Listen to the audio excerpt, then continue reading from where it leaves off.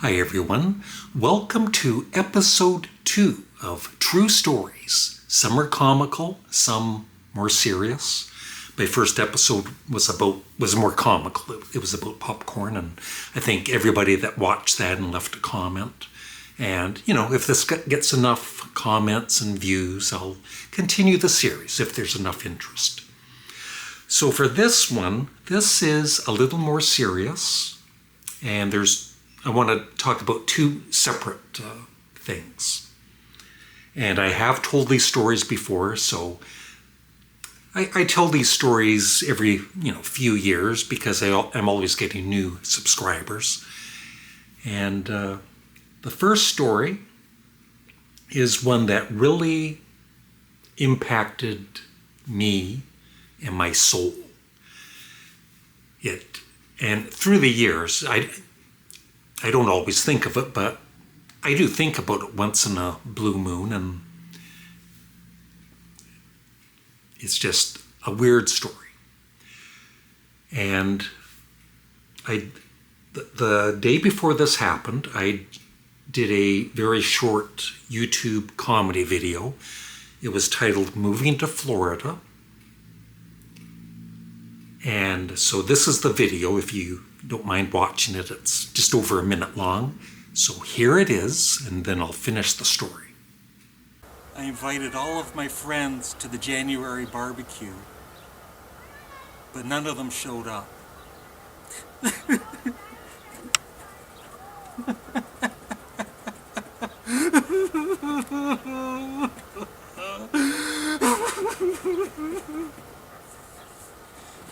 Fuck, that's cold. Oh my God. Oh, jeez. Oh, things I do for comedy. Ow. No.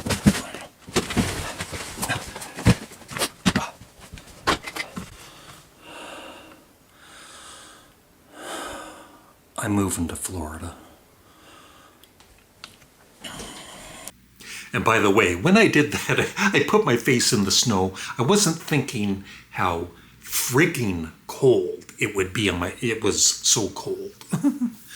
But the things you do for comedy. So I did that video, rest of the day, whatever, went to bed. I was laying in bed, but I hadn't fallen asleep yet. And I got this, and back then, I used to sometimes get these weird things could kind of see these weird things in my mind, like kind of hard to explain. But that night, like I said, I wasn't sleeping. I had this vision. And from what I remember, it was a door, and the door opened, and I could see these figures inside the door, right? And that kind of freaked me out. And so in my mind, I'm thinking, I don't want to die yet. I don't want to die yet. Get that vision away from me, right? And then I fell asleep, woke up in the morning, and my ex-wife now, but my wife at the time, I told her the story about the vision, right? And we just laughed it off. It was nothing, right? And that day, we were in Trenton, Ontario. We had to drive about an hour, maybe over an hour, to take her daughter to this city. So we drove there. She drove there, my ex-wife. I was the passenger. And on the way back, we took the 401. And this was in February. I thought it was 2010, but it was 2011. It was the day after that video that you just watched. And everything was fine. And I'm driving. It was my turn to drive. And it was just lightly snowing. It was February, but there wasn't a lot of snow at that point. But like I said, it was cold out and it was lightly snowing. And the traffic was okay. And at one point, I do remember in my mind saying, please protect us, even though I didn't know what was about to happen. And pretty soon after that, we hit black ice. I don't know if you know what black ice is, but it's not fun. And I'd never experienced hitting black ice before. And so I lost control of the car. And it was going like this. And we ended up veering off of the highway. I was going just under the speed limit, so maybe 90 kilometers per hour at that point, because I knew it was getting a little icy, I guess. So we went, it was like this, and then we went off the road. We hit a road sign. I do remember at the time this big bang, right? And it all happened so fast, right? And then all of a sudden the car flips once, maybe twice. I didn't have time to count, but it definitely flipped over and landed upside down, or what? No, it wasn't upside down, thankfully, but it did flip. But we landed upside, right side up in a ditch about maybe 10 feet down off of the highway. And so all three of us my ex-wife's daughter was in the back. And so we're in the car. Everybody's okay except for the car, which was basically done. It was totaled. And it was just scary. And at that point, even though that was scary and freaky, of course, that we were all safe, the scariest part was up above. You could hear the cars on the highway, and every few minutes you would hear a crash. Yeah, so I think we stayed in the car for a few minutes and then decided to get out in case it exploded or something. We weren't in the car for too long.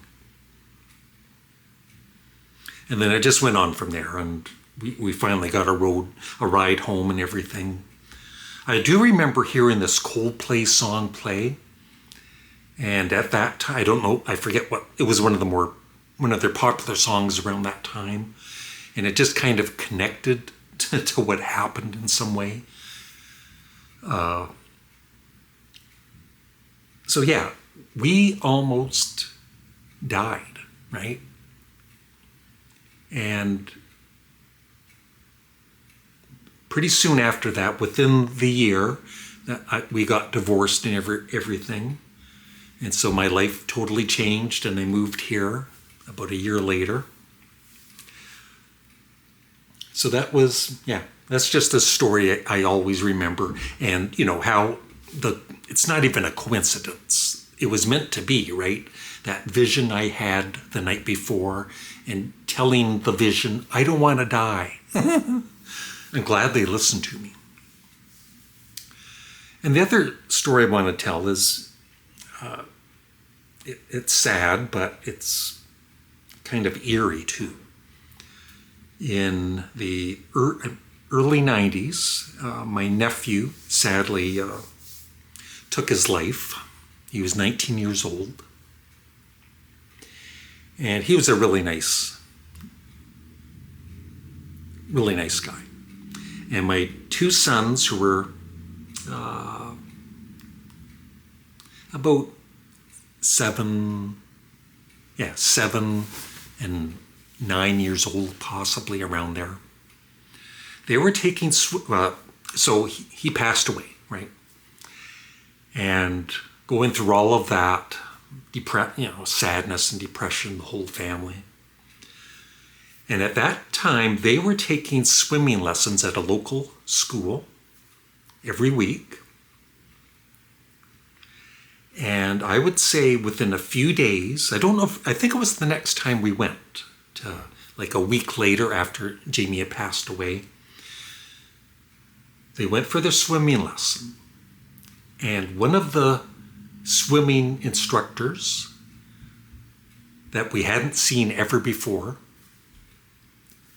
looked at least 80% like Jamie.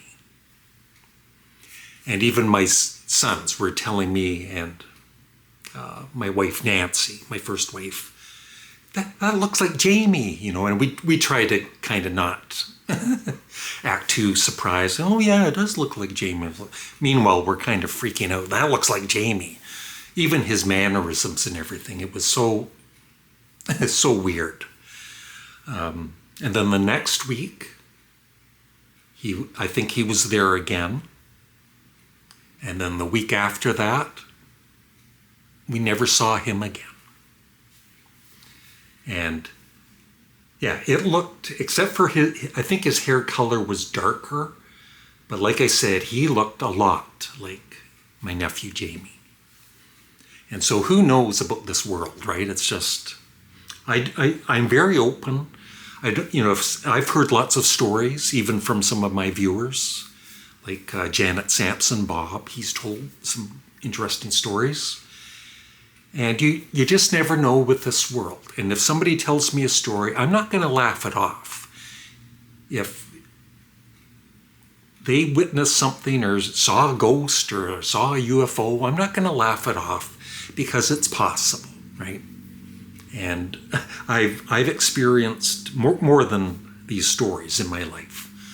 And so I thought I would just share them once more with everybody and see what you think about them. And next time, if there is an episode 3, if I get I just spit.